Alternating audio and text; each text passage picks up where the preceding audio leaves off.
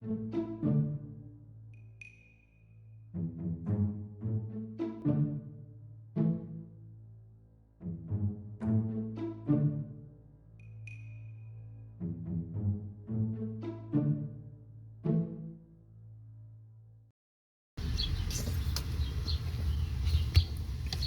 is actually kind of challenging to use this multimeter and look at it at the same time.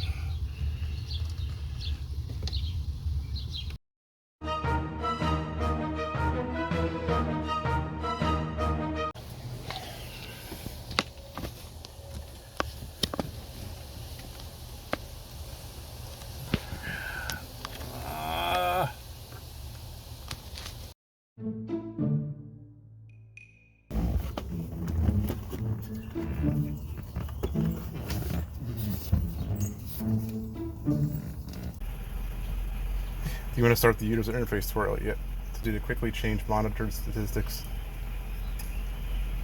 stats for the most recent ride, stats for all rides. Okay.